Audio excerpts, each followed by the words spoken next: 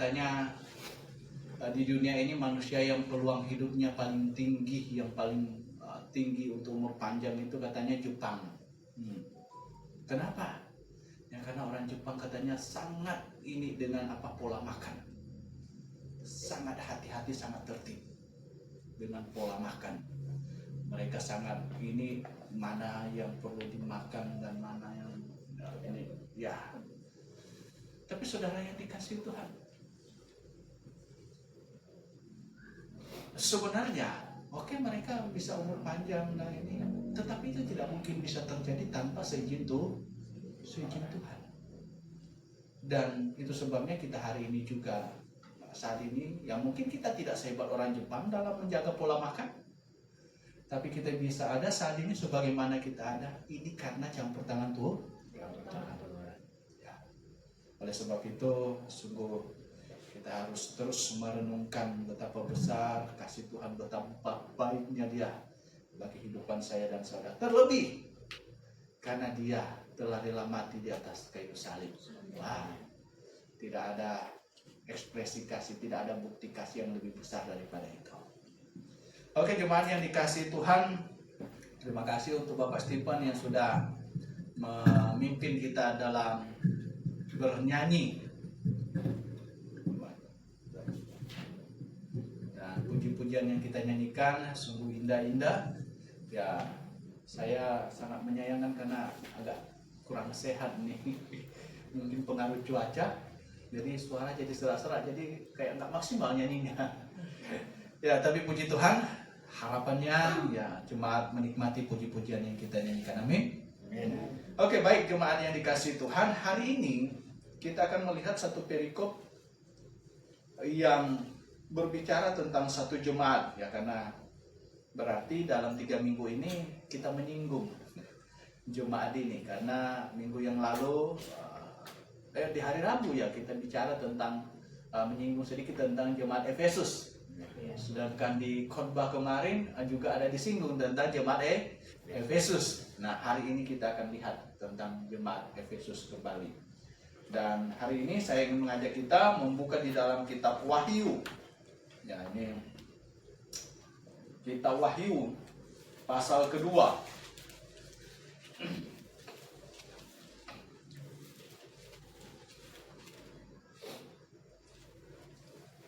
Wahyu pasal 2 ayat yang ke-1 hingga ayat yang ke-7. Kalau sudah jemaat temukan, kita akan membacanya silih berganti. Dalam hitungan ketiga, karena ini silih berganti jadi tidak perlu dihitung ya, karena saya akan mulai ya. Oke, baik jemaat yang dikasihi Tuhan, kepada jemaat di Efesus, ya judulnya. Saya akan mulai. Tuliskanlah kepada malaikat jemaat di Efesus. Inilah firman dari Dia yang memegang ketujuh bintang itu di tangan kanannya dan berjalan di antara ketujuh kaki dian emas itu. Aku tahu segala pekerjaanmu, baik jerih payamu maupun ketekunanmu. Aku tahu bahwa engkau tidak dapat sabar terhadap orang-orang jahat, bahwa engkau telah mencobai mereka yang menyebut dirinya rasul, tetapi yang sebenarnya tidak demikian, bahwa engkau telah mendapati mereka pendusta. Dan engkau tetap sabar dan menderita oleh karena namaku, dan engkau tidak mengenal lelah. Namun demikian aku mencela engkau, dan engkau telah meninggalkan kasihmu yang semula. Sebab itu, ingatlah betapa dalamnya engkau telah jatuh. Bertobatlah, lakukanlah lagi apa yang semula engkau lakukan. Jika tidak demikian, aku akan datang kepadamu dan aku akan mengambil kaki dianmu dari tempatnya, jikalau engkau tidak bertobat. Tetapi ini yang ada padamu, yaitu engkau membenci segala perbuatan pengikut-pengikut Nikolaus, yang juga aku benci. Siapa bertelinga, hendaklah ia mendengarkan apa yang dikatakan Roh kepada jemaat-jemaat. Barang siapa menang, dia akan kuberikan dari pohon kehidupan yang ada di taman Firdaus Allah. Sejauh sana pembacaan kita. Sebelumnya kita berdoa. Bapa di surga, kami sungguh bersyukur limpah banyak terima kasih. Karena kebaikan, karena kasih-Mu sajalah kami bisa ada hingga saat ini.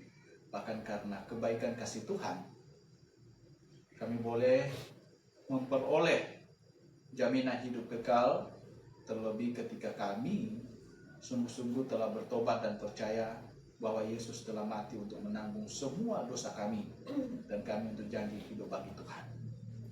Dan terlepas dari itu, kami juga bersyukur karena kesehatan, kekuatan, nafas hidup yang kami boleh nikmati hingga saat ini. Bahkan semua berkat-berkat dalam hal materi, bahkan sekalipun itu semuanya kami bisa nikmati, itu karena campur tangan Tuhan dalam hidup kami. Terima kasih Bapa di surga, terima kasih. Dan sebagai ungkapan syukur kami, ekspresi kami yang senantiasa ingin menjunjung tinggi Engkau, mempermuliakan nama-Mu, kami ingin belajar firman-Mu. Kami ingin tahu kehendak-Mu supaya kehidupan kami terus bisa berjalan sesuai dengan yang Tuhan inginkan. Terima kasih, Roh Kudus-Mu kiranya menerangi kami, memampukan kami untuk memahami firman-Mu. Dalam nama Tuhan Yesus kami berdoa dan bersyukur. Amin. Amin. Jemaat yang dikasihi Tuhan, ya, Jemaat Efesus. Jemaat Efesus. Ini sebenarnya adalah jemaat yang luar biasa. Kita katakan ini jemaat yang luar biasa. Dan sebenarnya jemaat Efesus adalah salah satu jemaat yang besar. Salah satu jemaat terbesar di zaman itu. Dan adalah jemaat yang kita tahu ini adalah jemaat yang memiliki dampak kehidupan mereka itu luar biasa. Dan Bapak Ibu Saudara yang dikasihi Tuhan, kehidupan jemaat Efesus itu menjadi topik yang akhirnya Tuhan perlu sampaikan di dalam firman-Nya dan diinspirasikan dan dituangkan dalam kanon, yaitu Alkitab, tulisan suci yang sampai hari ini kita aminkan ini adalah firman Tuhan dan terpelihara. Dan ini membuat kita menyadari bahwa betapa pentingnya semua orang di sepanjang zaman, orang Kristen, melihat kehidupan jemaat Efesus. Perlu tahu tentang kehidupan jemaat Efesus.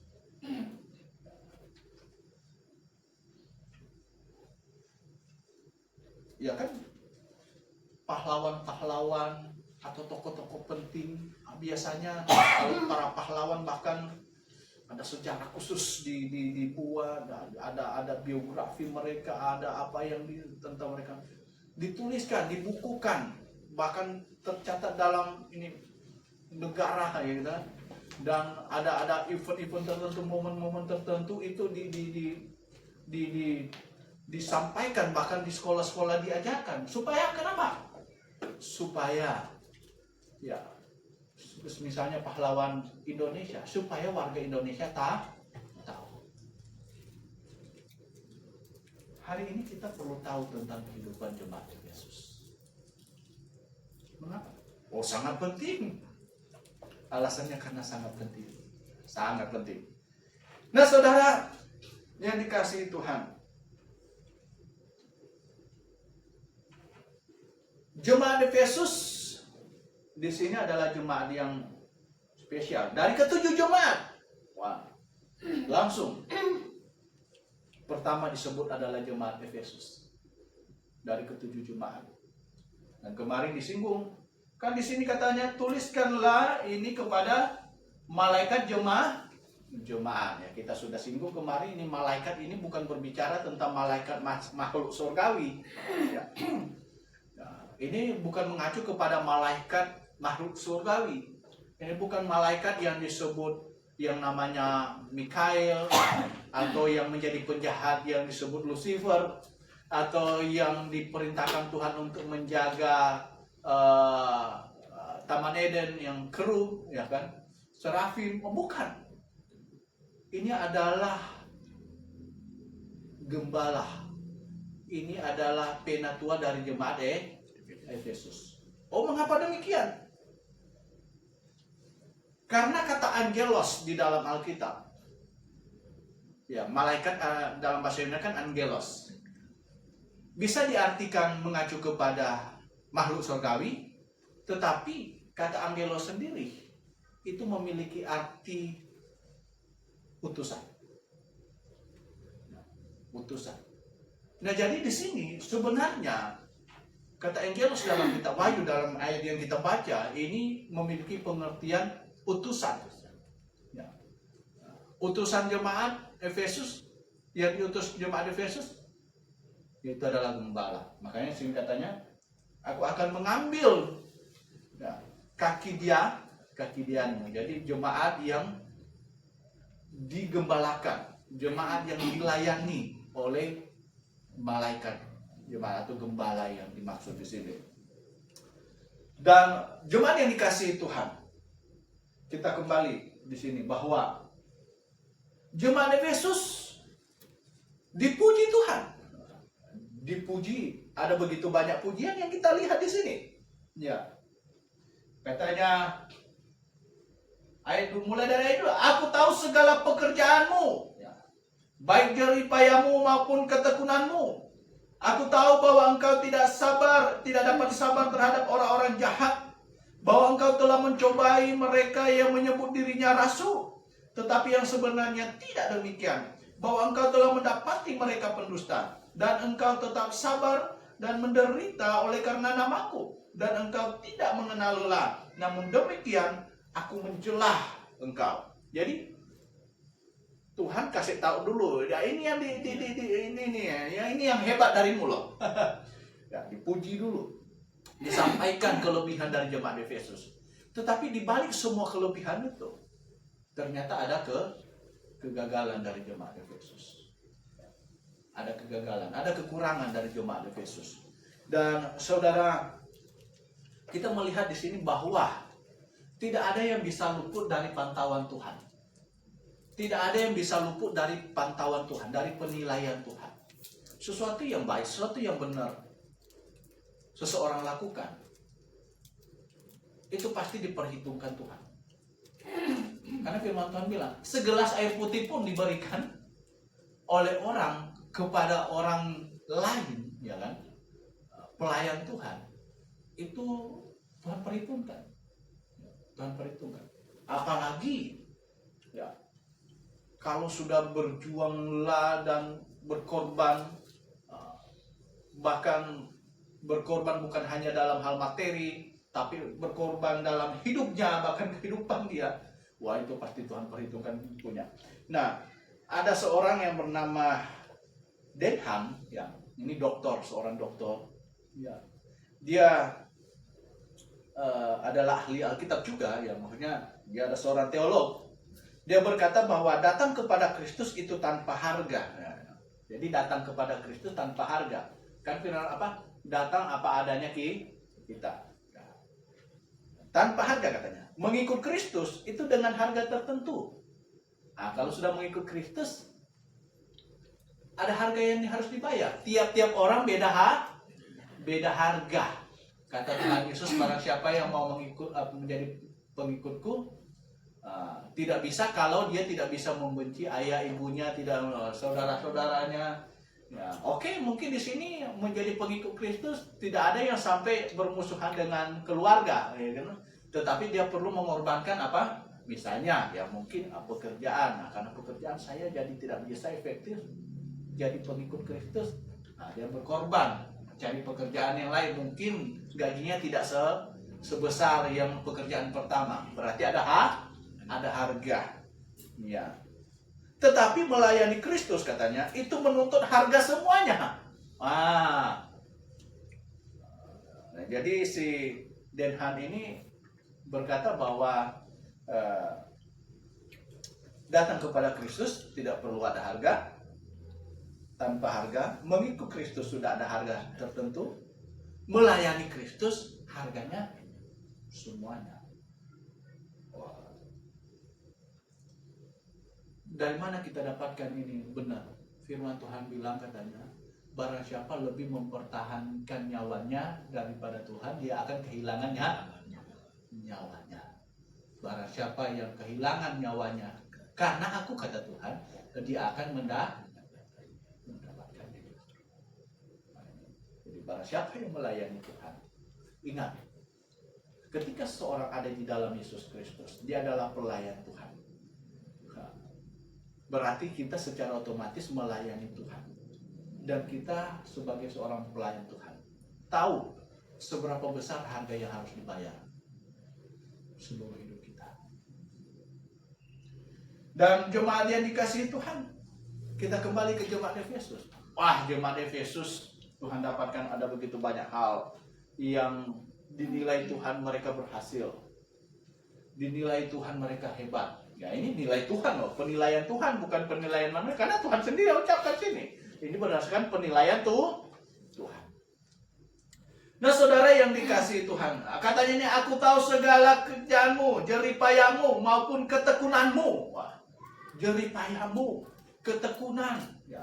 Sudah tekun, ya kan?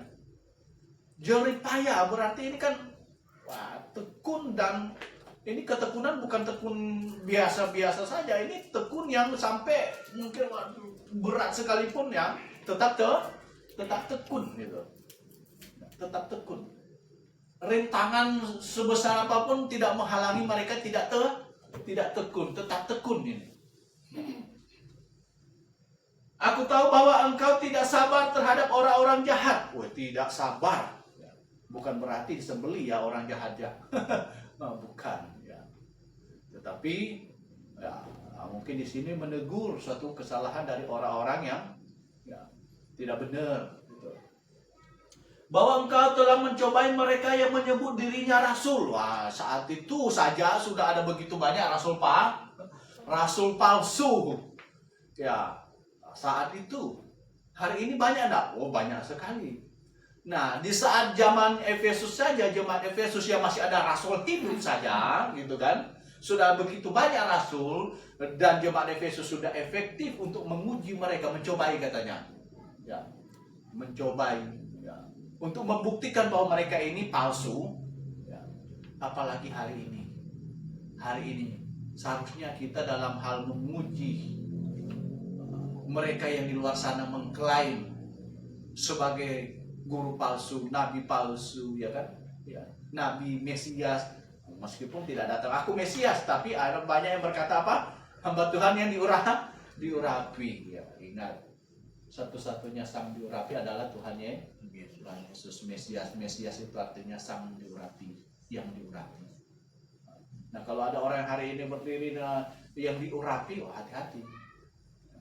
Karena ada peringatan Tuhan akan datang waktunya banyak apa Mesias palsu. Ya, yang diurapi palsu. Nah, jemaat yang dikasih Tuhan, ya, lanjut. Mereka berhasil menguji itu katanya, mencobai. Ya. Bahwa engkau telah mendapati mereka pendusta dan engkau tetap sabar dan menderita oleh karena namaku. Waduh. Sabar. Ya, sabar. Bahkan bukan hanya sekedar sabar biasanya, sampai menderita. Sampai menderita oleh karena nama Tuhan. Ya. Dan engkau tidak mengenal lelah. Waduh, tidak mengenal lelah. Namun demikian, katanya. Namun demikian, aku mencelah engkau karena engkau telah meninggalkan kasihmu yang semula. Saudara yang dikasihi Tuhan, titik pembahasan kita hari ini adalah di poin ini. Kasih yang semula. Di luar sana ada begitu banyak orang yang menggaungkan kasih. Sampai ketika kita ngomong tentang Injil, jangan begitu Pak, harus kasih. Padahal dia tidak tahu kalau saya beritakan Injil karena saya mengasihi dia. Tapi ketika saya beritakan, jangan begitu Pak, harus kasih Pak. Gimana sih? Mereka hanya menggaungkan kasih tanpa mengerti apa itu kasih yang sebenarnya. Tidak mengerti. Nah saudara yang dikasihi Tuhan, di balik semua keberhasilan jemaat Efesus, Tuhan dapatkan mereka anjlok di satu poin ini. Kasih yang semula. Waduh. Kasih yang semula itu bagaimana sih?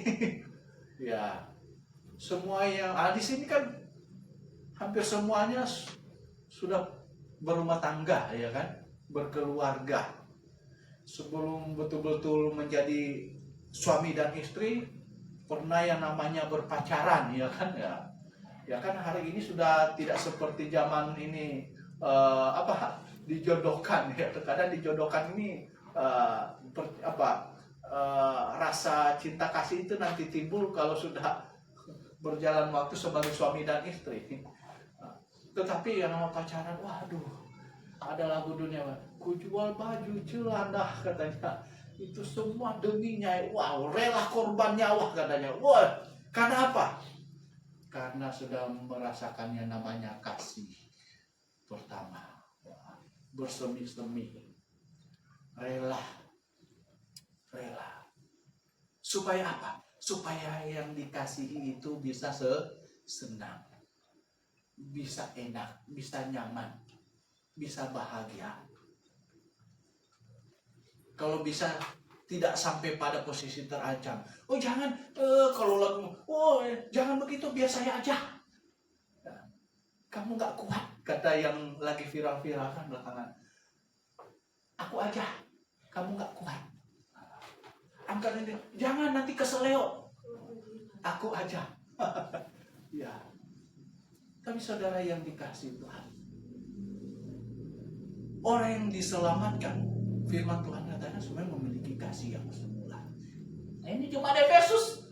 Jemaat Efesus adalah orang-orang yang telah diselamatkan. Terdiri dari orang-orang yang lahir baru. Terdiri dari orang-orang yang ya memang pernah mengalami kasih yang semula itu ya. Makanya firman Tuhan bilang, aku mencela engkau karena kamu meninggalkan kasihmu yang semula.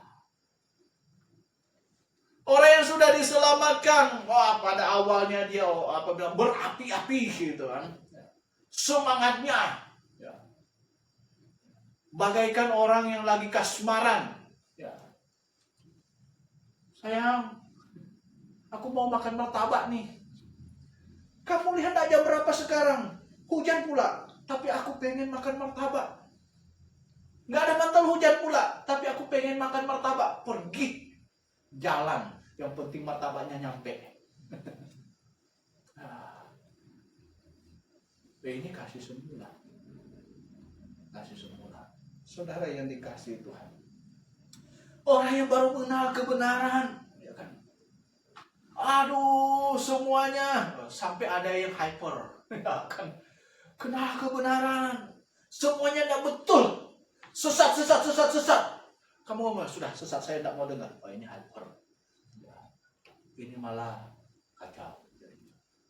Tetapi yang firman Tuhan ingin sampaikan di sini, kasih yang semula adalah kasih.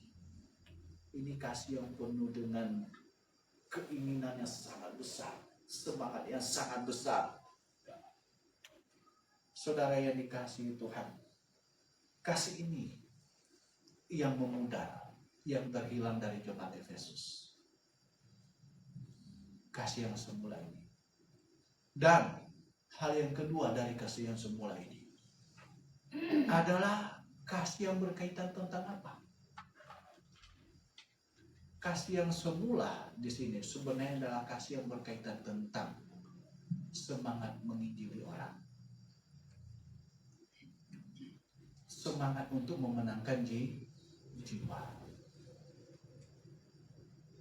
Semangat untuk menuntun orang kepada kebenaran. Saudara.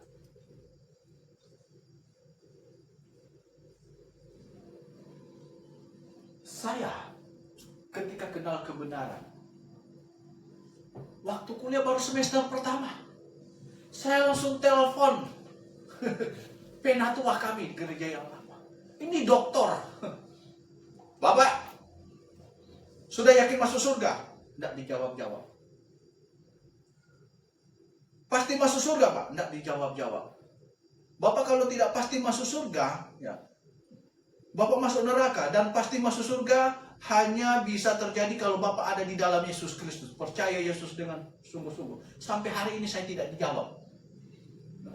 Messengernya masih ada. Tidak dijawab-jawab sampai hari ini. Dan saya baru merenung, saya salah. Karena saya tidak berpikir, saya waktu itu masih anak-anak. Dan dia yang kuajak bicara adalah seorang yang dokter, ya, dan sudah berumur. Saudara yang dikasih Tuhan. Tetapi itu kan apa? Saya memiliki kasih yang semula. Dan kasih semula itu mendorong saya. Sekiranya semua yang ada, yang saya kenal, semua yang berdiri di samping saya, berjalan di samping saya, kalau bisa masuk surga semuanya. Saudara yang dikasih Tuhan. Mengapa demikian? Wah, coba bayangkan. Seseorang yang dapat harta, ya kan? Saya banyak menonton video-video ini kan, dapat. Kan yang dulunya ada yang apa, on the spot ya. Ya, on the spot.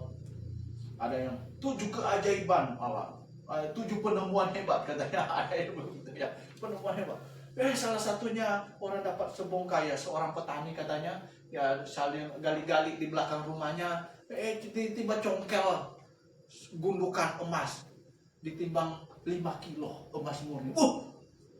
Langsung kaya mendadak. Seorang bapak jalan-jalan di tepi pantai, dia cuma jalan-jalan, tiba-tiba dia lihat itu batu. Dia ambil batu, tapi bentuknya aneh, warnanya aneh. Dia bawa, dan akhirnya ada seorang yang mau selidiki itu batu apa sebenarnya. Pas diperiksa ternyata itu bukan batu, itu muntahan paus. Wah, langsung jadi miliarder. Karena itu sangat mahal. Wah. Dan dia begitu senang. Dia begitu senang. Waduh, saudara yang dikasih Tuhan, itu pun ada angkanya. Seberapa besar harta itu punya angka.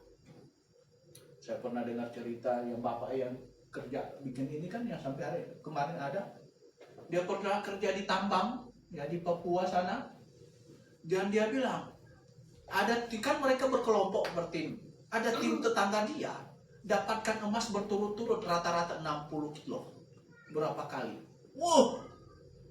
Bayangkan keluar dari lubang itu, bawa 60 kilo emas. Dan itu bukan hanya sekali. Dalam beberapa bulan itu ada berapa kali? Berpuluh-puluh kilo. Saudara. Senang sekali. Saking senangnya apa katanya? Siapa yang di atas cuma bilang, itu siapa katanya? Mereka keluar nih, buat kamu nih. Dia bilang, kamu dapat ya? Berdiri di sana lihat-lihat. Nih buat kamu katanya. Dibagi-bagi cuma ceplokin. Saking senangnya. Karena dapat emas banyak. Duitnya banyak. Oh saudara yang dikasih Tuhan. Tahukah? Keselamatan itu tidak sebanding dengan emas yang beratus-ratus kilo, bahkan berton-ton. Tuhan Yesus katakan, apa gunanya seorang memperoleh seisi dunia? Bukan hanya sebongkah, seisi dunia. Seisi dunia ada berapa banyak emas? Sampai hari ini Amerika sudah 30 tahun lebih gali Papua sana, belum habis emasnya. Itu hanya segelintir, bukan seluruh Papua pula, cuma sebagian. Itu sudah, katanya sudah juta-juta ton, ya kan? Emas digali. Apalagi seisi dunia. Berapa banyak emas kira-kira udah? Tidak tahu.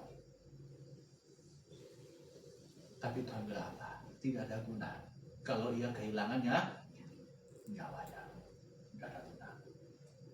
Coba bayangkan saudara yang dikasih Tuhan, seseorang memperoleh keselamatan yang begitu berharga ini. Yang Paulus sendiri katakan, keselamatan yang sebesar itu di dalam surat ini Ibrani kan. Paulus tidak bandingkan keselamatan ini sebesar apa gitu. Sebesar Dunia, aduh, dari dunia ini bumi kita ada yang lebih besar. Planet yang lain masih banyak yang lebih besar dari bumi. Sebesar galaksi kita Bima Sakti tidak sebanding dengan begitu banyak galaksi yang lain ditemukan lebih besar. Dan terus ditemukan penemuan-penemuan yang lebih besar. Sebesar apa? Makanya Paulus bilang, hanya sebesar itu, tidak diungkapkan sebesar apa. Sebesar itu, karena tidak ada bandingnya. Bayangkan, seseorang memperoleh keselamatan yang tak ternilai itu. Betapa bahagianya dia. Ya kan? Betapa bersukacitanya dia. Dan betapa dia ingin menyampaikan ini, berbagi, menceritakan kepada orang lain.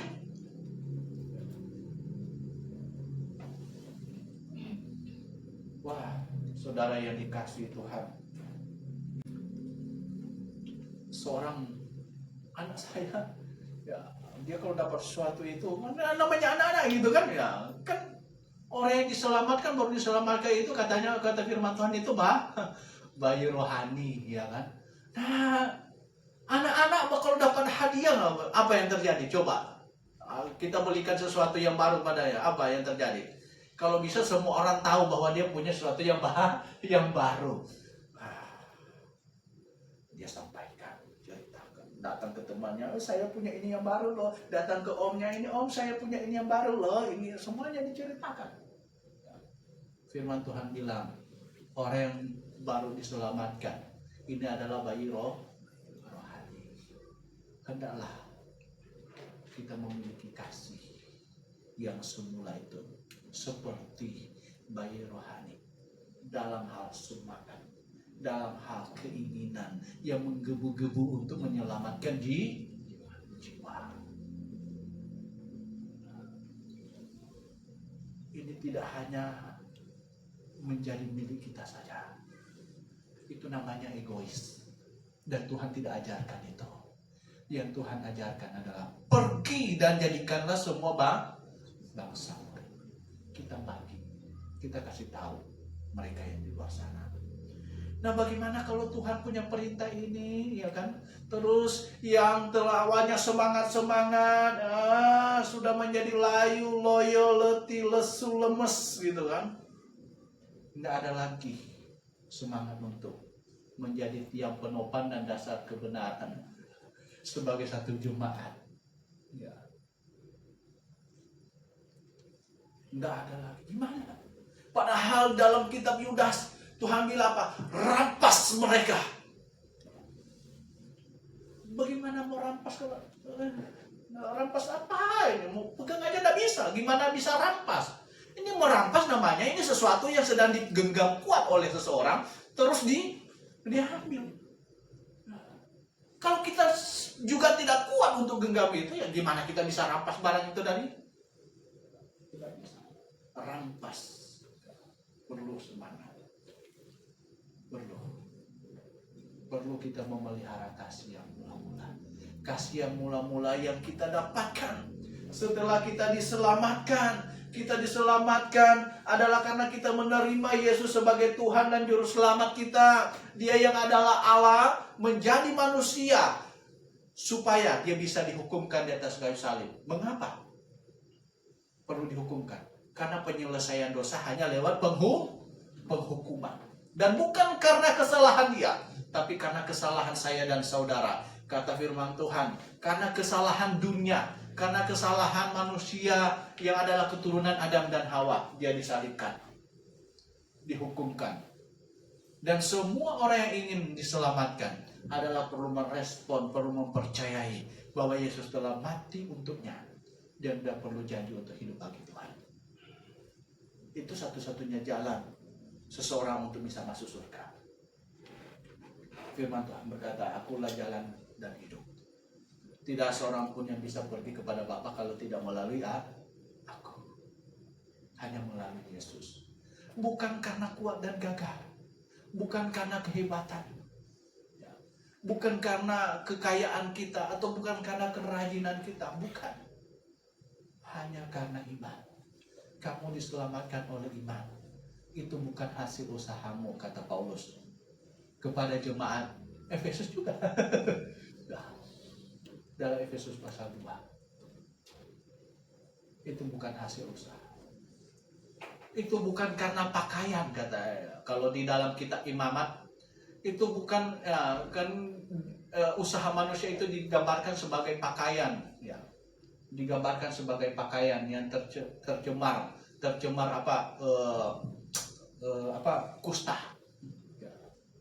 Nah, sebenarnya itu adalah lambang satu perbuatan. Perbuatan sebagai apapun, kalau tercemar dosa itu tidak ada artinya di hadapan Tuhan. Itu sebabnya dalam Yesaya pasal 64 ayat ke-6 katakan, segala perbuatan baik manusia itu di hadapan Tuhan bagaikan kain kotor. Tidak ada guna. Tidak ada guna. Kenapa kain kotor? Karena perbuatan itu dilakukan oleh orang manusia berdosa. Tidak ada guna. Perbuatannya hanya diperhitungkan Tuhan. Dan itu bukan untuk keselamatan. Hanya sebagai upah. Adalah perbuatan yang dilakukan oleh orang yang ada di dalam Yesus Kristus. Dan bagaimana seorang bisa berada di dalam Yesus Kristus? Adalah dengan iman. Bukan karena buat dan gagahnya dia. Saudara yang dikasihi Tuhan. Nah, kasih yang mula-mula ini yang ditinggalkan oleh jemaat Efesus. Mereka tidak sabar terhadap orang jahat. Mereka rajin menguji mana pengajaran dari orang-orang yang memang betul-betul dari Tuhan, ya kan, dari rasul-rasul palsu katanya. Atau mereka untuk yang lainnya. Tetapi saudara yang dikasihi Tuhan, yang paling utama, yang paling penting yang Tuhan inginkan adalah jemaat itu berfungsi sebagai tiang penopang dan dasar kebenaran dalam untuk memenangkan jemaat. Tiang penopang dan dasar kebenaran. Ketika orang yang datang berjemaat, dia temukan ada kebenaran. Ketika dia datang berjemaat, imannya bertumbuh. Ketika dia datang berjemaat, dia bisa mendapatkan bahwa saya adalah orang berdosa yang harusnya mati di atas kayu salib. Dan setelah saya terima Yesus, saya menjadi orang benar. Bukan hanya dikenyangkan dengan, datang ke gereja karena apa? Karena sembako. Ya, ini tanggal 23 Desember nanti ada pohon terang, nanti dapat beras 5 kilo, minyak goreng 1 kilo, gula 1 kilo, mentega 1 kaleng, Coca-Cola 1 lusin. Kalau begitu, gereja jadi apa deh? Depsos. Karena fungsi jemaat adalah tiang penopang dan dasar kebenaran. Ingat, bukan berarti jemaat gereja tidak boleh melakukan memberi dalam hal-hal materi. Saya selalu sampaikan, bisa, tetapi ini bukan menjadi prioritas utama. Jangan sampai karena hal ini fungsi jemaat justru beralih. Karena fungsi jemaat adalah tiang penopang dan dasar kebenaran, mengajarkan kebenaran. Dan bagaimana bisa mengajarkan kebenaran yang bisa memerdekakan orang kalau semangat untuk memberitakan Injil ini memudar? Bagaimana? Nah, sebenarnya di dalam surat Yohanes, ya kita baca lalu tentang kasih, ya saya sudah pernah sampaikan di sini. Kasih, ada 2 bentuk kasih di sana. Kasih terhadap saudara-saudara dan kasih terhadap semua orang. Saudara yang dikasihi Tuhan, sepertinya kalau saya lihat jemaat Efesus mungkin awalnya memiliki keduanya dengan luar biasa gitu kan, tetapi belakangan hanya memiliki kasih yang satu, kasih terhadap saudara-saudara. Kasih terhadap semua orang kayaknya mulai memudar, karena kasih terhadap semua orang inilah yang bisa mendorong seseorang untuk memberitakan Injil, semangat memberitakan Injil. Karena kasih terhadap semua orang, di balik kata kasih di perikop tersebut adalah kata agape. Ini adalah kasih yang tanpa syarat. Kasih yang dimiliki oleh Tuhan. Dan kasih inilah yang mendorong sampai Tuhan rela mati di atas kayu salib. Untuk apa? Untuk menyelamatkan manusia berdosa. Dan Tuhan katakan kita harus memiliki kasih itu. Kasih agape.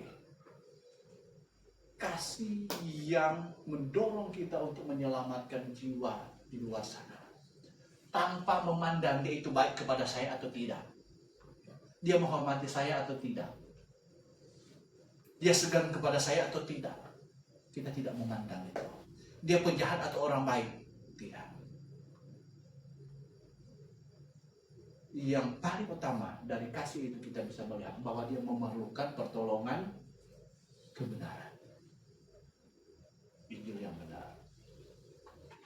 Nah, kalau kasih terhadap saudara-saudara kan ini kasih yang diekspresikan kepada orang yang sudah jelas-jelas mengasihi kita. Hingga ini berbicara dalam satu jemaat terdiri dari orang-orang yang sudah diselamatkan. Sesama orang sudah diselamatkan saling mengasihi. Nah, saling mengasihi jelas ya. Pak Diaken mengasihi saya ya. Dan saya mengasihi Pak Diaken karena kita sama-sama anak Tuhan. Ya. Tetapi bagaimana dengan mereka yang di luar sana yang tidak mengasihi saya? Ini yang Tuhan tuntut. Kita perlu mengasihi dia. Dan bentuk kasih kita kepada dia adalah memberitakan Injil. Ini yang paling utama. Nah, saudara yang dikasihi Tuhan, kasih yang mula-mula. Kasih mula-mula. Satu, tidak mungkin seseorang bisa memiliki kasih ini kalau dia belum pernah diselamatkan. Kedua, yang Tuhan inginkan, ketika seseorang memiliki kasih ini, artinya ketika seseorang telah diselamatkan, telah menerima Yesus sebagai Tuhan dan Juru Selamatnya satu-satunya, dan janji untuk bertobat, dia perlu memelihara kasih ini. Jangan sampai pudar. Kita pelihara sampai Tuhan datang kembali menjemput kita. Kita pelihara. Kita pelihara semangat untuk memenangkan jiwa. Kita pelihara semangat ini, kasih ini. Supaya saudara yang dikasihi Tuhan, kita sampai Tuhan datang menjemput kita, ditemukan. Ini adalah jemaat yang sejak start punya kasih yang mula-mula, dan sampai Tuhan datang masih juga memiliki kasih yang mula-mula. Kalau hari ini saya sering dengar kalau pejabat pidato atau ada pidato-pidato dari ini, apa katanya? Terkadang mereka dengan sengaja gitu kan, meskipun malam atau sore, selamat pagi. Nanti ujung-ujungnya dia bilang, saya sengaja supaya ngetes ada enggak semangat paginya. Wah, ini kita memiliki semangat, memiliki kasih yang mula-mula. Sudah berapa lama Anda diselamatkan? Sudah usia berapa Anda diselamatkan? Sudah berapa tahun Anda menjalani sebagai hidup orang yang sudah diselamatkan? Adakah kita terus mempertahankan kasih yang mula-mula itu? Adakah keinginan yang besar untuk menyelamatkan jiwa? Adakah dorongan yang kuat dari hati ini untuk membawa jiwa kepada Yesus Kristus? Saudara yang dikasihi Tuhan, yang paling utama, langkah paling pertama saya selalu tekankan, yakinkan dirimu sungguh-sungguh ada di dalam Yesus Kristus. Yakinkan jiwamu mendapatkan asuransi kekal. Asuransi kekal. Asuransi kekal. Asuransi kekal. Dan tidak ada ininya. Apa kalau asuransi ada ini cicilannya? Tidak ada cicilan. Asuransi tidak punya cicilan. Tidak punya cicilan. Ya. Tidak punya cicilan. Asuransinya ini menjamin hidup kekal, tidak punya cicilan pula. Siapa yang tidak mau? Seharusnya semua mau. Amin. Ya. Milikilah asuransi itu. Milikilah kepastian hidup yang kekal. Dan peliharalah kasihmu yang mula-mula sebagai anak Tuhan. Supaya lewat hidupmu, Tuhan akan dipermuliakan. Lewat hidupmu, sekiranya terus ada jiwa yang boleh dibawa kepada Tuhan. Amin. Kita berdoa. Bapa di surga, kami bersyukur limpah banyak terima kasih untuk kebenaran yang kami dapatkan hari ini. Terima kasih untuk peringatan nasihat, himbauan daripada Tuhan dalam firman-Mu. Dan biarlah Roh Kudus-Mu memampukan kami untuk bisa mengaplikasikannya, melakukannya. Karena tanpa pertolongan Tuhan, jelas bagi kami akan sangat sulit dan bahkan mustahil. Tapi kami yakin dan percaya, karena ketika kami diselamatkan, Roh Kudus mau tinggal dalam hati setiap kami yang percaya. Dan dengan demikian Dia mengingatkan kami, menuntun kami, bahkan memampukan kami untuk melakukan semua yang Tuhan kehendaki. Terima kasih Tuhan, di dalam nama Tuhan Yesus kami berdoa dan bersyukur. Amin. Saya mengajak kita untuk bangkit berdiri.